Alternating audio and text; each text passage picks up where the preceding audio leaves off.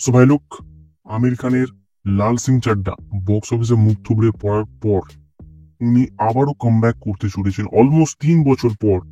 যে মুভিটা দিয়ে, সেটার নাম হচ্ছে সিতারে জমিন পর, যার অফিসিয়াল ট্রেলার ফাইনালি রিলিজ হয়ে গেছে। আর এই ট্রেলারটা দেখার পর আমার অনেকগুলো কোশ্চেনই মাথায় আসছে, কারণ এখন মাস সিনেমার জামানা।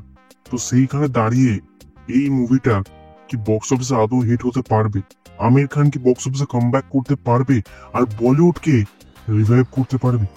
আজকে ভিডিওতে আমি সেটা নিয়ে কথা বলবো। তো সিতারে জমিন পর ট্রেলারটা যদি আমি এক লাইনে রিভিউ করি, তাহলে আমি এটাই বলবো যে আমার বেশ ভালো লেগেছে।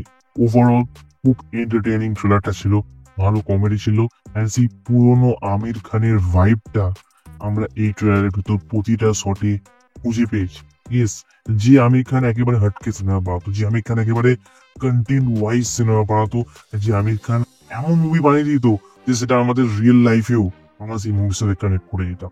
এরকম টাইপের আমির খানকে আবারও এই সিতারে জামিনের ট্রেলারে আমরা খুঁজে পেয়েছি। আর এবার হয়তো অনেকজন এটা বলতে পারে যে এটা একটা কপি মুভি, মানে রিমেক মুভি, বাট তাতে আমার কিছু যায় আসে না, কারণ এর যে অরিজিনাল ভার্সনটা ছিল আমি দেখিনি।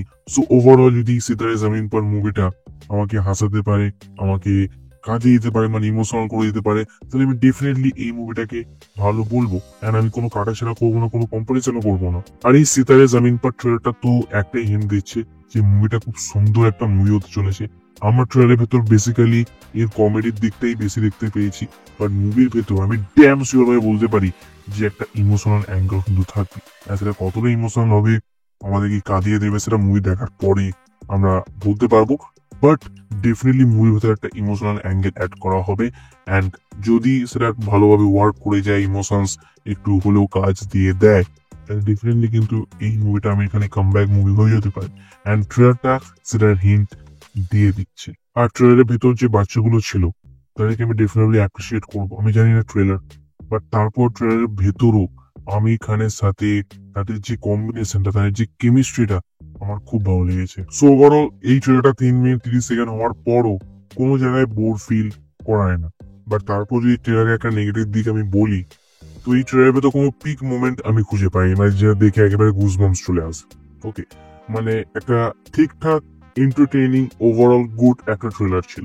আর তুমি যদি এই সিতারে জামিন পর ট্রেলারটা দেখে থাকো, তো তোমার কেমন লেগেছে তুমি অফকোর্স কমেন্টে জানাতে পারো। আর এই মাস সিনেমার টাইমে কি লোক এই মুভিটা নিয়ে অ্যাকচুয়ালি ইন্টারেস্টেড হবে নাকি না, এই ব্যাপারে তোমার কি মতামত তুমি অফকোর্স কমেন্টে জানাতে পারো। বাকি আমি সুরিয়ার রেট্রো মুভিটা নিয়েও কথা বলেছি, তো তুমি চাও কি আমার সেই রিভিউটা চেক আউট করতে পারো। তোমার সাথে হবে আবার ঠিক সেই ভিডিওতে। So by.